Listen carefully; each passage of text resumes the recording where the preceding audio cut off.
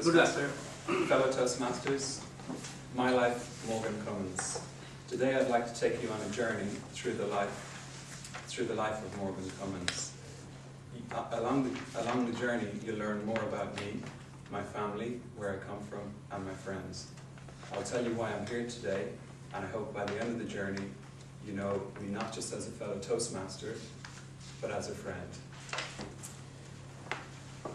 Well, as you can see, I've got red hair and blue eyes, so it should be obvious that I'm Irish, but a lot of the time I get mistaken for American.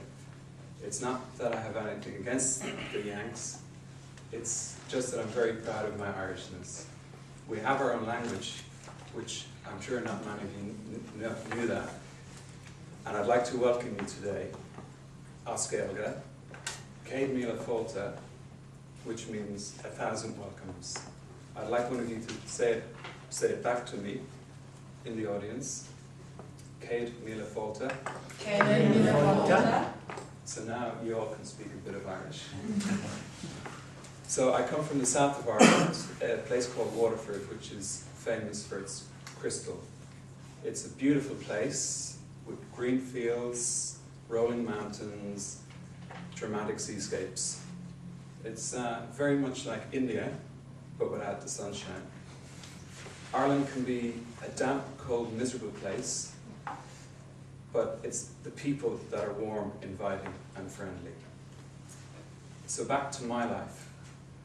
I was born quietly into the world. I was the third child of 4, but most importantly to my father, Paddy, I was the second son.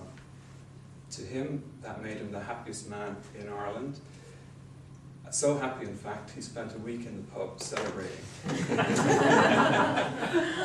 He would have spent longer, only that he had to go back to work. He was a very hard-working man. Started working in the local creamery. Every county has this creamery. And his first job was as a cow inspector. So this meant he went around from farm to farm, sticking his hand up the backside of cows to test them for diseases. But he was a hard-working man, he stuck with it, and he rose all the way up to actually CEO level of the company, bringing the company to become one of the biggest dairy companies in Europe. And he's actually the reason I'm here today, is to make him proud, and to hopefully, not quite emulate him, but hopefully with the skills that I learned from Toastmasters, to follow his career path. Back to childhood, it was a very happy time, and sport played a huge role in my life. From soccer, which we call soccer because we've Gaelic football, to hurling, which is what this is, and what I brought in today. Hurling is the fastest field sport in the world. Not many people know that. Ice hockey is quicker, but it's on ice. But it's actually a sport that takes great skill and courage, and it's famous with the Irish. Last week there was the All-Ireland hurling final, which over 80,000 people attended in a stadium called Croke Park in Dublin, or some of you might know. And for an amateur sport, it's not a bad figure.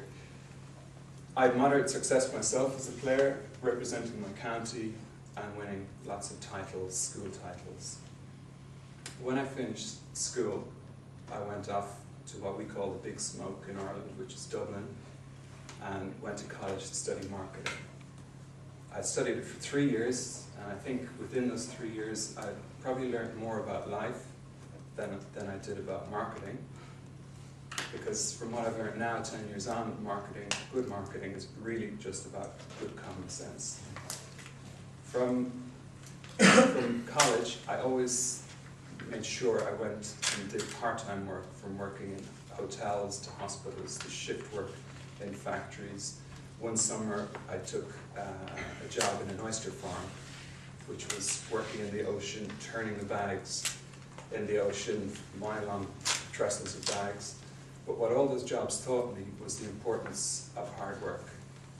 In my last year in college, I took an internship in London in an advertising agency.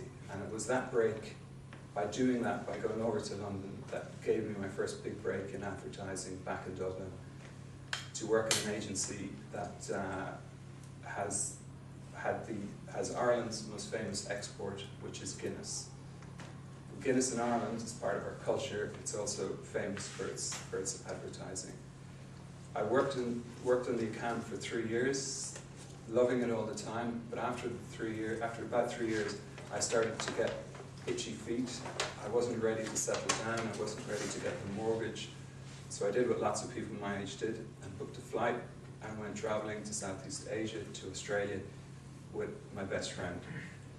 We traveled till the money ran out, until we had to eventually get work, which was in Sydney.